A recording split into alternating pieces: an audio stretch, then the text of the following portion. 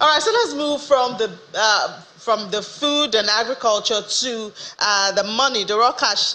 The bank, related to the bankers, as we know that bank recapitalization is one of the top news that we have in Nigeria at this time. They do have 2 years, but they have to the end of April, which is just in a couple of days, to share their plans to recapitalize. We'll have joining us for this conversation now the Chief Executive Officer of Atlas Portfolio Limited, Mr. Muyiwa Adeyemi. He's also non-executive director of Association of Securities Dealing Houses of Nigeria. Getting ready to be busy at this time, Mr. Adeyemi. Good morning. Good morning. How are you? Great. Good to have you on the program. So I see it's a pleasure being here. It's a pleasure being here. Awesome. So you guys are getting ready to be busy because the banks are coming to raise funds at the market. What is being put in place in readiness for this? All right. Before I answer your question, I want to say that the banks coming to the market now is it's something that has happened long before now. Very quickly, I taken time to look at the banks in Nigeria and banks across the world, and it will surprise you to find out that the capitalization of the third largest bank in South Africa has a capital base of about 128 billion rand, which if converted to naira, it comes to about 8.5 trillion naira. So you can see that Nigerian banks cannot be competitive in Africa, talkers of in the whole world.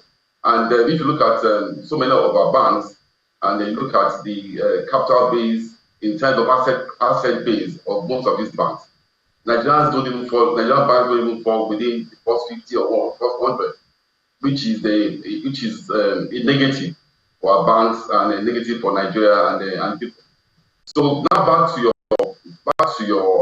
question.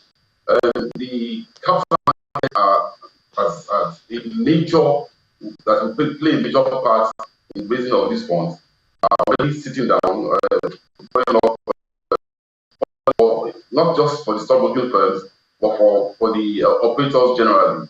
So when these banks start popping up, we have looked at the errors and the mistakes of the past recapitalization in 2005 now.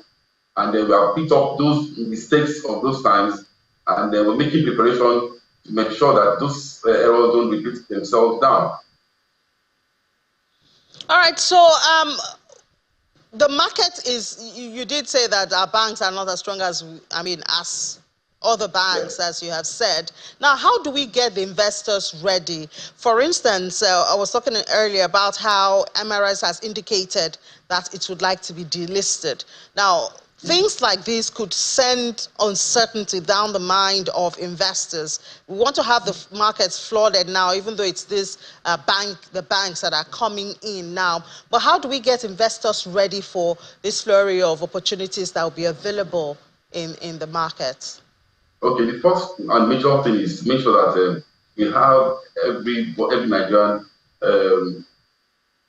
taking into consideration that's market inclusiveness. Everybody is it's a market for every Nigerian that cuts across even the world. So number one, it is important we look at educating investors. A lot of investors don't have the perfect understanding of our market.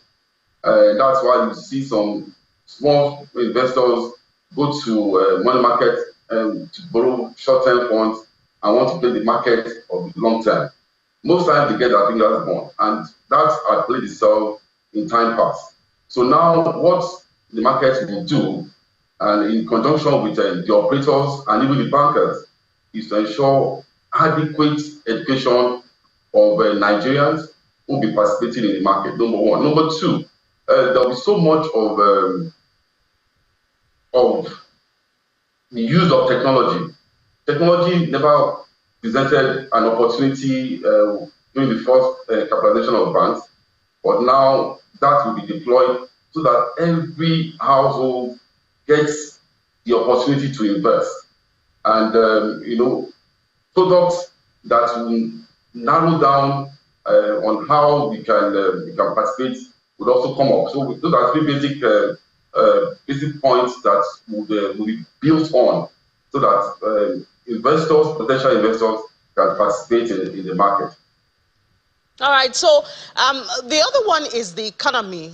Some people have talked about the regulator, and the regulator has said it is ready. The economy getting ready for this.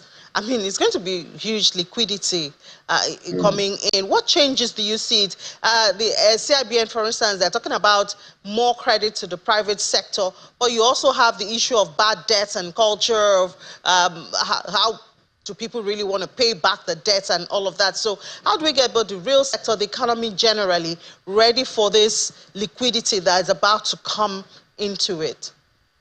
It has to do with so much policy. The policy that the government must deploy. Before now, the capital raise, you can see I kept referring to the past raise, and then looking into what we should expect in this new capital raise. The capital raise at that time, I think at that time, the banks were able to raise about $3 billion to the banks. But you realize that most of those funds that were raised didn't get to Nigerians. The Nigerians that had access to those funds at that time, well, probably less than 3% of Nigerians had access to borrow funds. So it didn't impact the small and the small scale businesses. And if you don't have, if any policy does not impact on the small scale businesses, then whatever the policies are, it's not, without having a better word to use, is close to useless. So I believe the government at this time should ensure that whatever funds are raised gets to the bottom of the bottoms. Gets to the root cause of to the low income earners. We have a lot of Nigerians today who want to do small petty businesses but don't have access to loans from banks. Either the collaterals are extremely too much, or the conditions for these loans are just out of this world. So that is very, very critical.